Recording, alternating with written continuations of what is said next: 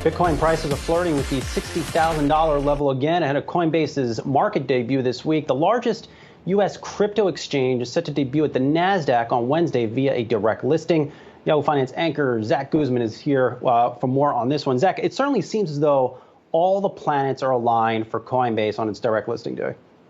I mean, it's hard to think about a time that they could have chosen that would have been better than this, Soz. But I mean, backing up a step, right? We all know that that's going to be a big catalyst because of the numbers so far that Coinbase has already shared. Obviously, a lot of investor demand around that direct listing we're going to get on Wednesday. But beyond that, there is a lot of enthusiasm right now, momentum building, shall we say, around Bitcoin ETF applications. Out this morning was Mike Novogratz's Galaxy Digital filing for their own Bitcoin ETF that now makes it at least 10 that I'm aware of, that we're aware of here at Yahoo Finance that have been filed, two of which have been mentioned there by the SEC in terms of which ones they're going to have to weigh in on. Van Neck, the first in that list. And when you think about that, I mean, obviously we've been talking a lot about Coinbase and the users on that platform, the retail side of the growth in crypto. But as we increasingly look at institutional investors, you know, Bitcoin ETFs are pretty huge. We've already seen about $1 billion flow into the one in Canada that got approved.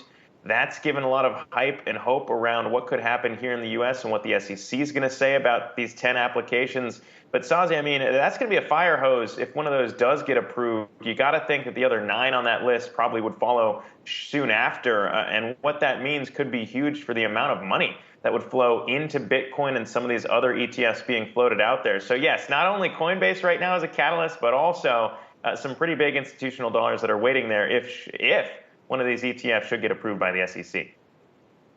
And, you know, Zach, it makes me think about the direct listing coming up from Coinbase. And I've been thinking about this since they filed, since we knew they were going to file. And now the day is kind of here.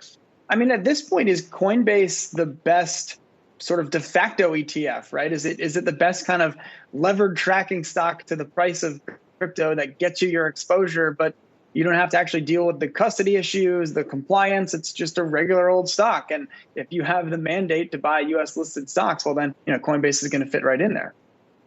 I think we're getting to the point, Myles, where we're going to find out the answer to that question rather shortly, right? Because people could look at Coinbase. I myself and others here have talked about it kind of being the way to invest in the picks and shovels in this craze, right? And you think back to the gold rush, and there's some truth to that. Obviously, they make fees on each transaction. Whether or not it's going up or down, if you have people buying or selling, Coinbase is going to profit.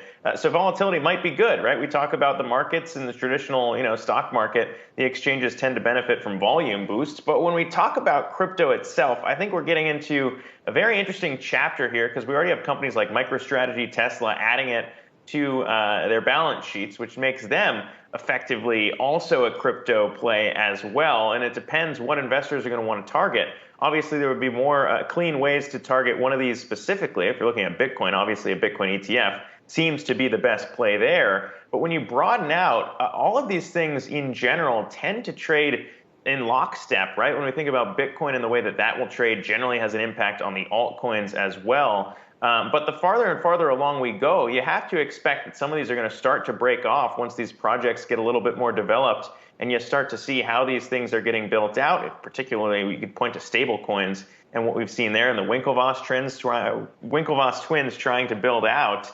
I think we're starting to get into a space where we're going to see these eventually break. We're going to have things break from each other and trade on their own. The correlation coefficients might not be so large.